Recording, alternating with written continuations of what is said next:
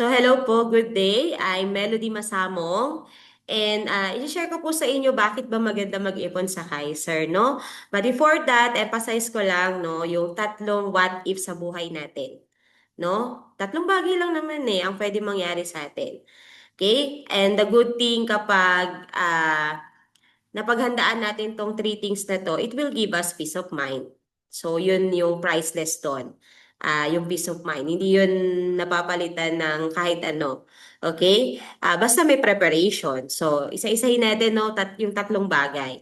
So, una, what if we die too soon?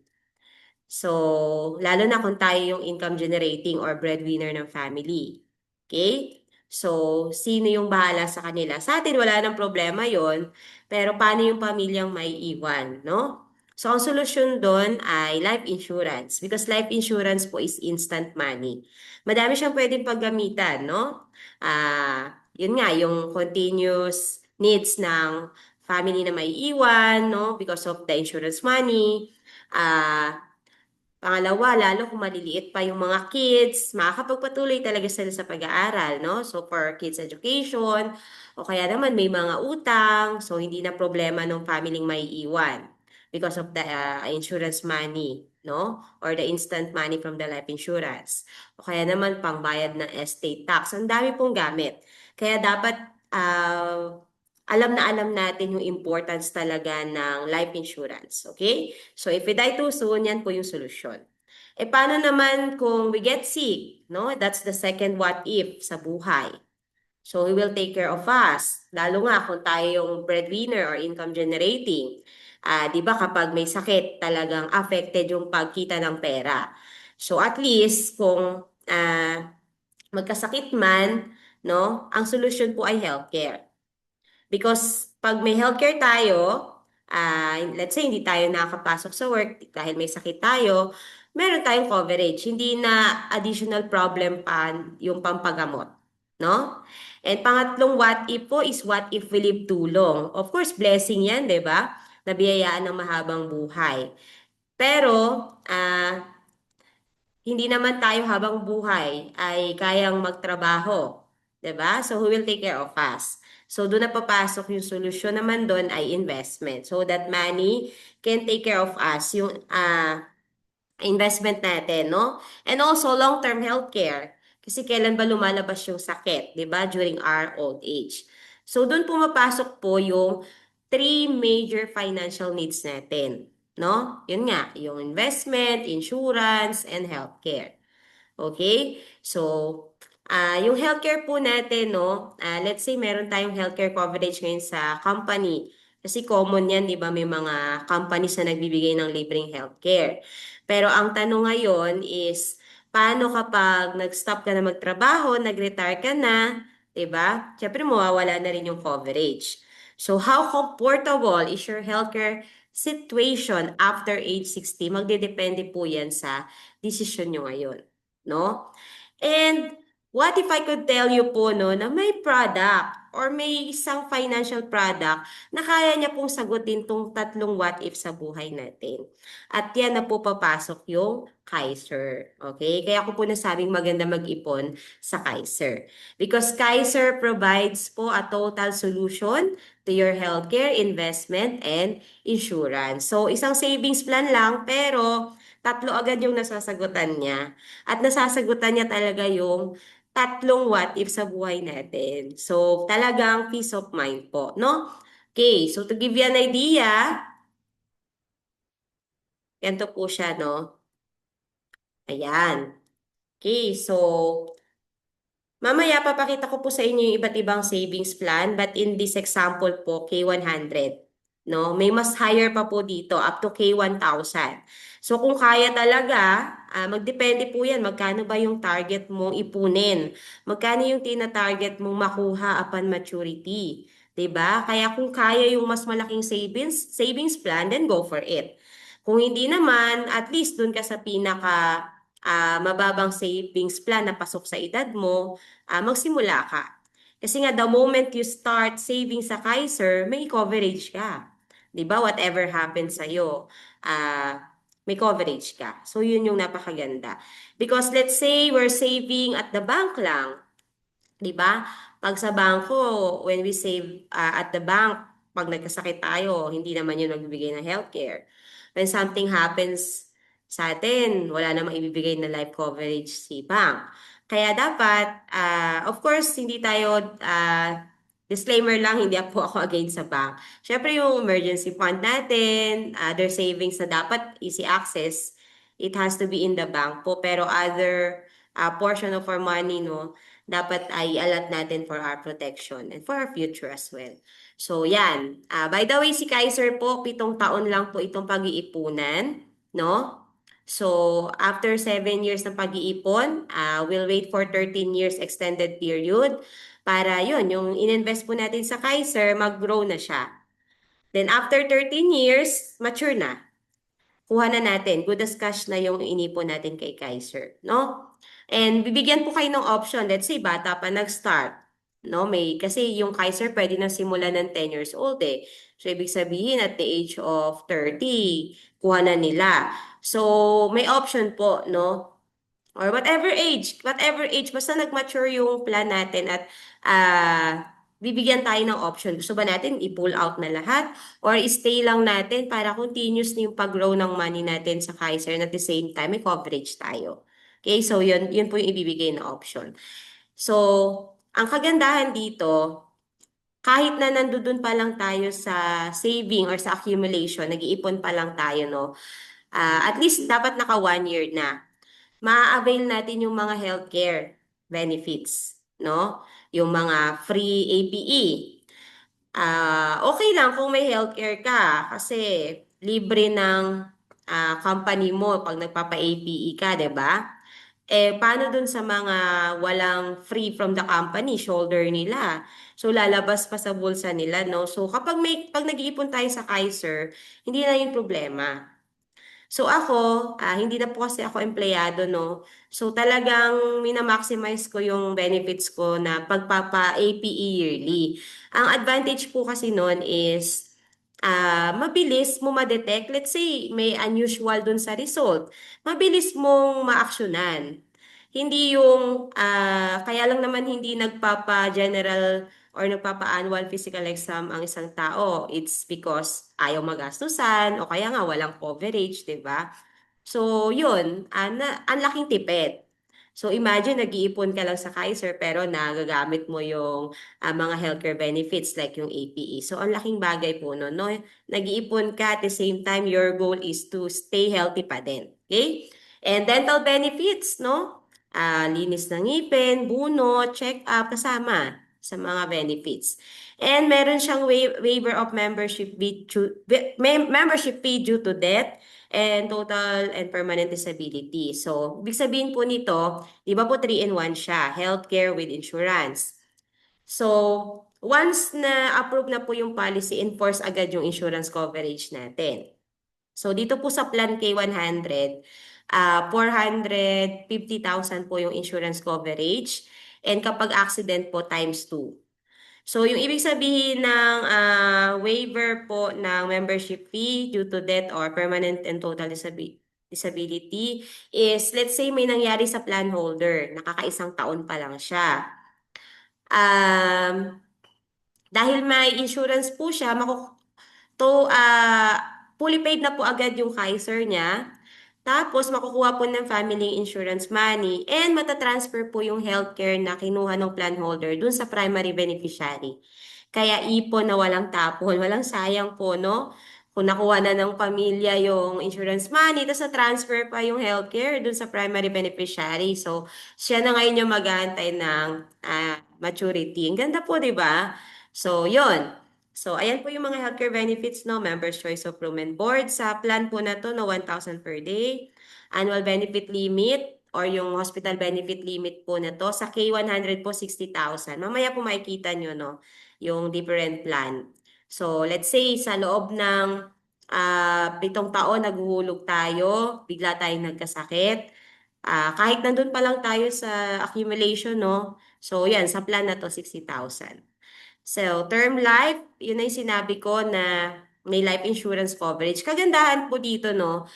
Let's say tapos na tayo mag-ipon ng 7 taon. Hindi po natapos yung insurance coverage natin. Kasi kahit naghihintay na lang po tayo na mag-mature yung sinave natin or ininvest natin sa Kaiser, insured pa rin po tayo. Nawawala lang po yung insurance kapag kinuha or nakuha na natin yung maturity. Ang ganda po talaga, no? And yan, accidental death and dismemberment insurance, ayan, until 28th year po, no? And lifetime network access to 500 hospitals, over 1,000 doctors. Actually, 1,000, ano na po yan, hospitals, no? Ah, sa OPMS, magkakaroon po kasi kayo ng, pag nag-start po kayo ng Kaiser, may kanya-kanya po tayong OPMS or Online Policy Management System. Nandun po yung details ng ating Kaiser. And yun, itatype nyo lang po tagasan kayo, yung place nyo. Pag-enter nyo, lalabas na lahat ng accredited clinics and hospitals na malapit sa inyo para doon na lang kayo pupunta to avail all of these healthcare benefits. Okay? So, dito po mapapansin nyo, sa K100 po, ayan, ito po yung yearly savings, no? 58,821. Pag kaya, mas na mag-yearly, yun po yung sinasuggest namin kasi mas nakakatipid po. No? Ang monthly po ng K100 ay 5,882. So kapag nag-yearly ka, 2 months yung parang nasi-save mo. So, ang laking tipid po, 'di ba? Lalo kung kayang bayaran yung buong 7 taon, no? So, malaking savings po talaga. Pero kung hindi naman, at least monthly, kasi importante doon ay may coverage ka na. Yun naman yung importante eh, na meron tayong coverage, okay? And ito pong K100, ang total membership fee po nito ay 411,750. Pero kung hindi po nagkasakit, walang nangyari doon sa plan holder, pagdating ng maturity from 411, 1.1 na po yung ano niya, maturity benefit, no? So, halos more than times to pa po. And that's how money can work for us po, 'di ba? Okay. So, ito yung mga different savings plan po, no? Yan. So, hindi po ibig sabihin na dahil ang edad mo, let's say, ang edad mo ay 10 to 40 years old, eto lang yung pwede mo simulan. Hindi po Ang ibig sabihin lang po ng mga bracket ng age na yan ay yan lang yung mababa. Kung let's say, hindi mo talaga kaya yung recommended dahil ang recommended natin ay K100 dahil it will give you 1 million upon maturity. So, pero ang edad mo ay nasa 41 to 50, hindi mo talaga kaya yung recommended. So, ibig sabihin, ito yung lowest savings plan po na pwede mong simulan, yung K60. Okay? Pero hindi po dahil ang edad mo ay nasa 41 to 50, ay yan lang yung savings plan na sisimulan mo. Hindi po. Kahit po ang edad po ay 40 years old lang, pero gusto pong mag K1000, kaya po itong malaking savings plan kasi gusto niyang mas malaki yung makuha niya sa maturity, then go for it. Basta po kaya. Siyempre, ang goal natin dito, yung sustainable, ay, kumbaga, kaya nyo talagang tapusin. Because our goal here is that, makuha nyo po talaga yung tina-target nyo, no? Na goal, 'di ba? Matapos po talaga natin. And, pero minsan may mga tanong, no? Paano po bigla po kasi ako nawala ng trabaho? Paano po yun kung wala talaga akong panghulog? Yung minsan may mga ganyan talaga, nag-a-advance na sila magtanong. Then, ang sagot natin dyan is, may 30 days grace, no? May 30 days grace ka para habulin yung hulog. Pero kung hindi man, 2 years, up to 2 years po yung reinstatement. So, yun. No? Dito mapapansin nyo, ito sa recommended natin na K100, pag nag-yearly ka, 58,821, nag-semi-annual ka, ito 31,764, quarterly ka, 17,058, nag-monthly ka, 5,882. And pag nag-spot cash ka, ito yung babayaran na yung buong 7 taon. Kaya kung may natutulog na pera sa bank, ito yung sinasuggest natin, no? Mag-spot cash. 'Di ba? Kung minsan nga kaya nating bumili ng bahay in cash or sasakyan in cash. So how much more dito sa ating investment para sa atin, no? Sa sarili natin. Okay? So itong ABL na to, ito yung hospital benefit limit in a year habang nasa accumulation tayo, no? Pero pag natapos na natin yung 7 years at doon natin gagamitin, magdedepende na po yan sa healthcare benefit or sa healthcare na na-accumulate natin, no? And yung life insurance po, ayan, 450 for natural death and for accident po times 2. Pero, ayan yung itong maturity, walang nangyari sa atin, di tayo nagkasakit, then ito yung makukuha natin. So, the higher the savings plan, kung mapapansin nyo, the higher the maturity. Kaya pag kaya po, no, then go for mataas na savings plan. Okay? So, by the way, may dalawang klase po ng healthcare, no? Short term and long term. So, short term is not better than long term is not better than short term. Parehas pong maganda, no? Kailangan lang alam mo kung paano siya gamitin.